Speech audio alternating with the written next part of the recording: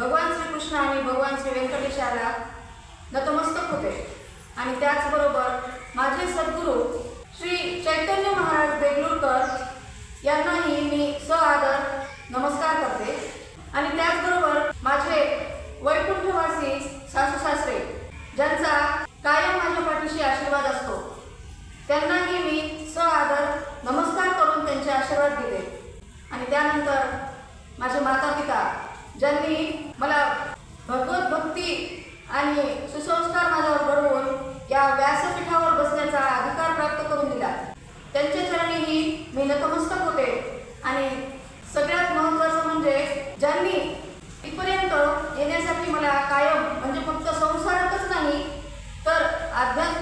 आध्यात्मिक मार्गावर सुद्धा कायम माझ्या पाठीशी राहिले असे माझे पती परमेश्वर यांचा सुद्धा मी आशीर्वाद घेऊन आजच्या कथेला सुरुवात करते।